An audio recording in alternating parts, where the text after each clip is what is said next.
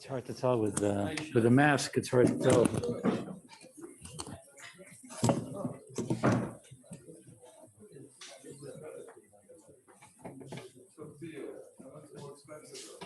Okay.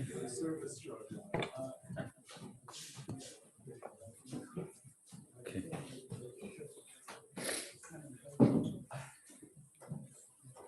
Good evening, everyone. Erev Tov.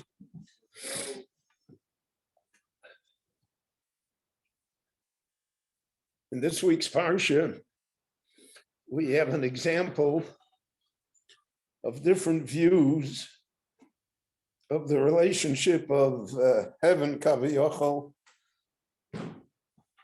to human events. We all know that one of the basic ideas in Judaism is hashgacha pratit, that somehow heaven is interested in each and every one of us and influences us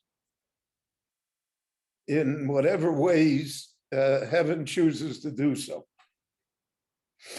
Now, the problem with that is, and this is a philosophic problem that was much discussed in the Middle Ages, in the time of freely from Reb Hai Gaon, who wrote about it, the Rambam writes about it, the Ramban writes about it, the Maharal writes about it, that it really is the progenitor of Kabbalah, because you have here a basic contradiction, which the Rambam points out. The Rambam points it out by the fact that the Rebbeinu Shalom Kaviyachol is all-knowing. He knows what we're going to do. So if he knows what we're going to do, that's not my fault that I did it. It has to be that way because Kaviyachol, the Rebbeinu Shalom, is never wrong. So the whole concept of divine justice, good and evil, reward and punishment, really has no legs. It's all fate. Now, in the ancient world, the Greeks believed that. The Romans as well. It's one of the reasons they never felt sorry for their behavior. One of the reasons why the great philosophers and the most intellectually gifted people never apologized for being murderers. In English, there was a phrase, the devil made me do it. It's not my fault. And this idea of not my fault pervades society generally. I was born black, so I have no choice. I have no chance. It's not true. It doesn't make a difference. Or I was born into a dysfunctional family, or I was born into this and this neighborhood. I was born into this and this society. So everything is predestined. And things that are predestined, there's no individual responsibility. So on one hand, we have predestination, hashgacha. And on the other hand, we have freedom of choice. Because without freedom of choice, none of the other attributes can function. You have to say that the Germans had a freedom of choice. Otherwise, they're not guilty. So how do we square that circle? And the answer is that we don't come up with an answer that really satisfies us. The Rambam says his famous statement, quoting the Navi Yeshayahu, Kilo machshavosai machshavosechem velo darchechem drochoi nu'um Hashem. The Rebbeinu Shalom Kaviyachol, heaven operates on a different plane of logic. So in human logic, we have the problem. They contradict each other. But in the heavenly plane, which is a different sphere of understanding and logic, there is no problem.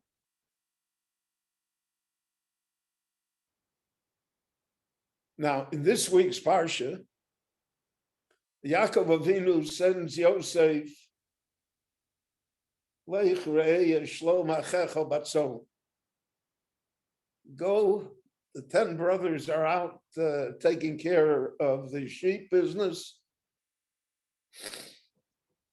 Go find them and give them my regards and find out how they are and come back.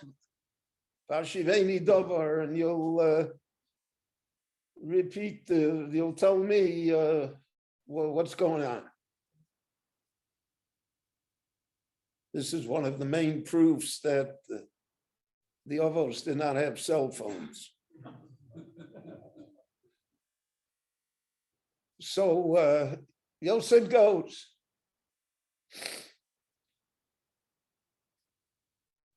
Yosef thought that they were going to Shem directly. Now, they will end up in Shem, but not directly. So Yosef doesn't know where they are. And on the road, he meets somebody. A man comes across him.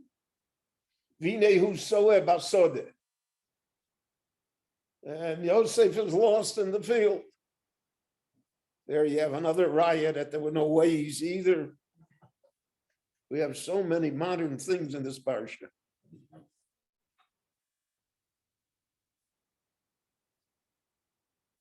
And the man sees that Yosef is lost. He's looking around. He doesn't know where he's at. So he asks him, "Can I help you?" She says, "Yes." He says, "What are you looking for?" So he says, "I'm looking for my brothers. Did you see, 10 men with big black hats and capotas walking with the sheep?" From there, we know that they had black hats and capotas. You know where they are? So the man says to him, "Yeah, I saw those guys. And I heard they were having a conversation. And they said they're going to go to Dotan, which is on the way to Shem. So if you want to find them, you can catch up to them. They're probably in Dotan." And Yosef goes. And from there, the whole story explodes. Shimon and Levi see him from afar. Here comes the dreamer. The only way we got to get rid of him. The entire drama begins then. Who is this man that Yosef met on the way? So here we have the divergent streams, different ways of understanding the Hashgocha through the Meforshim. One of the difficulties I found in learning Torah is that when we learn it early in life, as we have to. So by the time we're in second grade, we all know the story of Joseph and his brothers. We have a coloring book in front of us. We know the whole story. But 40 years later, we still know the story the way we knew it when we were in second grade. The story did not grow with us. And therefore, there's always a difficulty as to how we understand things when we are more mature and supposedly wiser. So anyway, Rashi here says, so Rashi says, Ish was the Malach Gabriel, was an angel from heaven. In other words, this whole thing is choreographed from heaven, so to speak. This is all predestined. And the B'nai Shalom, heaven sent an angel to put Yosef on the right road to his brothers and to his fate. And Rashi brings a raya because we find in Tanakh that Gabriel is called Ish. So that creates a problem if we think about it. So then the brothers are not at fault here at all. They have no choice. The B'nai Shalom is sending angels to do all of this for them.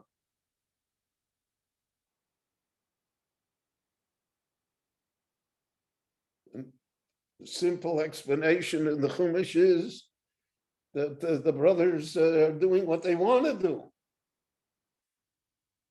They're not impelled or coerced to do it.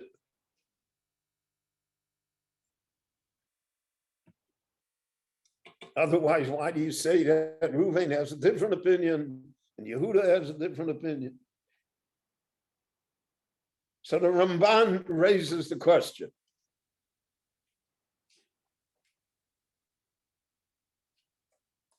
The great thing about learning Torah is that you're never afraid of questions. You should never be afraid to ask, and you should never be afraid of the fact that sometimes you don't have a satisfactory answer. The Gemara sometimes will go for an entire blot, and then at the end, the Gemara will say, Kasha, Teiku, keep on going. What happened here? Okay, Sakasha. In Yiddish, they used to say, "Von a kasha starb minute." Nobody ever died because he had a kasha. Okay, because all of life is a kasha. All of life is a difficulty to understand. Nothing makes sense. Baruch Hashem, I don't read the newspapers. But if you read the newspaper, does anything make sense? It's the scribblings of maniacs. So the Ramban says, Rashi has Mishpat Abchora. Rashi, whatever Rashi says, we got to deal with. The Rashi says it was the Malach Gabriel, so okay. So we have to take that into account. But he says, we don't have to go that far. We don't have to say it's an angel. We can say it's an ordinary human being. It's one of the people in the neighborhood that saw Yosef on the road and told him where his brothers are going. And the Ramban says that that's how the Hashgacha works. The Hashgacha doesn't necessarily work through angels. It works through human beings and human behavior. So what the Ramban means here is, and he writes it in his other svarim, there's something that's called the general Hashgacha. The general Hashgacha is the Jews have to go down to Egypt. That was told to Avraham Avinu with the Bris Bein Absorim. How they go down, under what conditions, why did they go down? That heaven didn't decide. That human beings decide.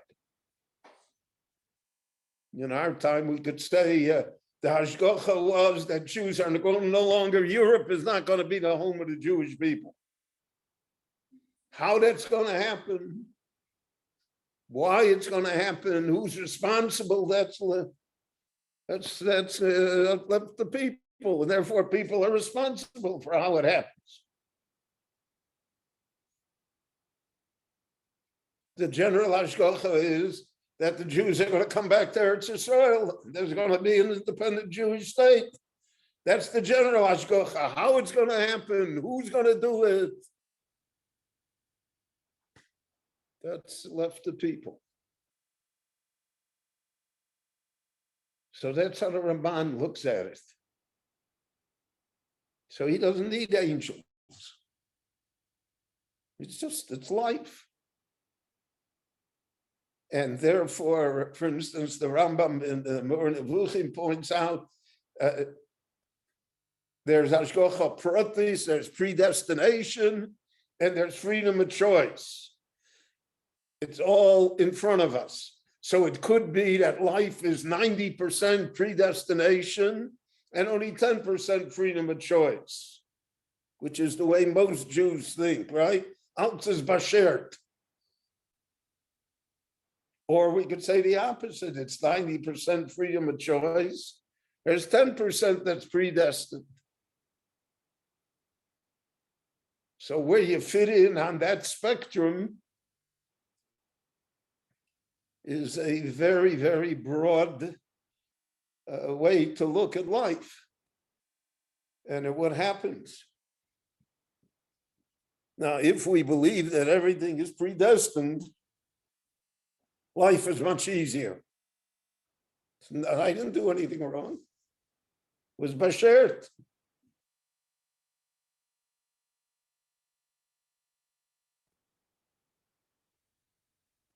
People, a young man came to me.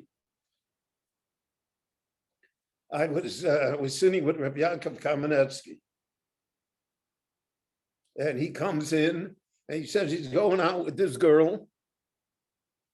And he wants to know whether this girl is his bashert. We should tell him what. So Rabbi Yaakov looked at him and he said, that is what they call love, which is not the usual answer, right? But that's true. That's on this scale of things. So in this little incident, in the comment of Rashi and the comment of the Ramban on Rashi, lies a deep philosophical question that really all of us should deal with on a regular basis. Why did things happen to me? And the Torah wants us to think about this. That's why this incident is recorded. It doesn't have to say how he got to the brothers. It could say that he went to find and he found the brothers. Good enough.